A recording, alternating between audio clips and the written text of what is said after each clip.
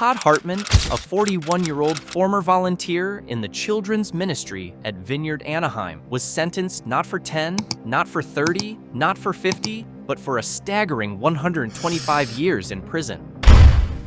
What led a once trusted church volunteer to face such an extreme sentence? What could have happened behind the scenes to warrant such a severe punishment? How did a respected figure end up in a position where he betrayed the very children he was meant to protect? The answers to these questions are as unsettling as they are shocking.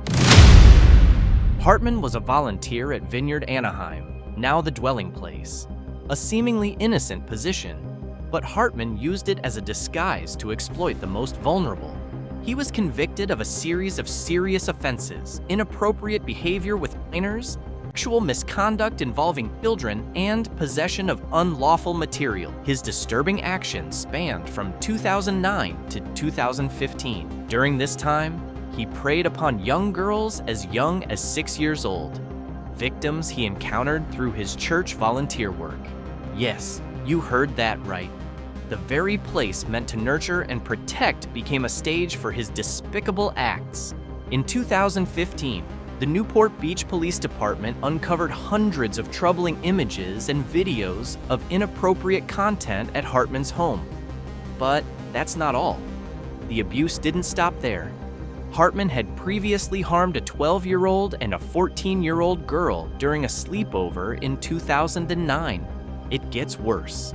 In 2016, Hartman called the father of two of his victims and confessed to repeatedly abusing one of his daughters, starting when she was just 6 years old. His depravity didn't end there. He also buzzed her younger sister and took inappropriate photos of her. The church's leadership became concerned when Hartman repeatedly pulled children onto his lap. Yet, they only adjusted his responsibilities. How could this have been allowed to continue? You might be familiar with Robert Morris and his moral failings, but this case takes the horror to a new level. Hartman's actions are a stark reminder that the corruption and evil that lurk in the shadows of our places of worship can sometimes be far worse than we ever imagined.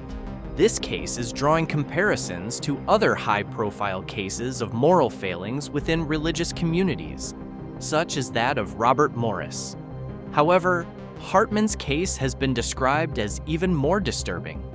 It highlights the dark side of faith-based organizations and the severe consequences when trust is violated in such a profound way. Orange County District Attorney Todd Spitzer condemned Hartman's actions, calling him a predator who preyed on the most innocent.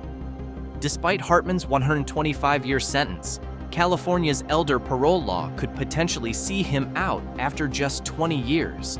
This possibility has sparked outrage and calls for a reassessment of the law to ensure that justice is fully served. This case serves as a stark reminder of the importance of vigilance and accountability within our communities. It raises critical questions about how we can prevent such tragedies in the future and protect those who are most vulnerable.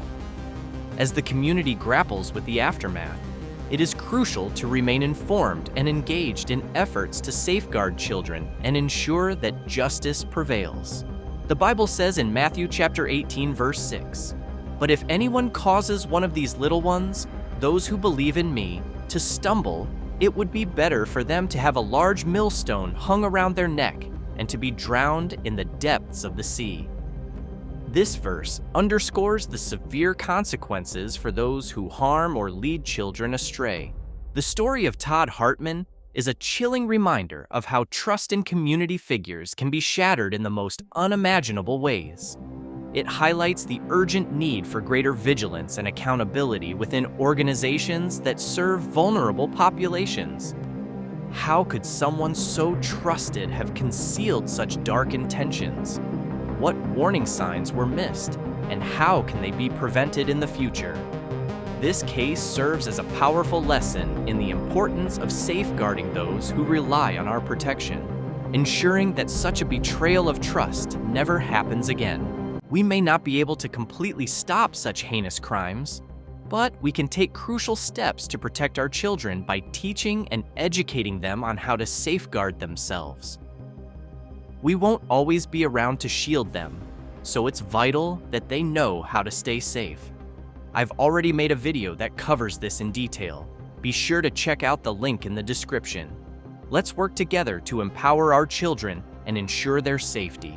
Just very quick, if this is your first time on the channel, welcome to Christ Community Tube, where we deliver Christian content from a biblical perspective. Please consider subscribing so you never miss an update, and make sure to click on the notification bell.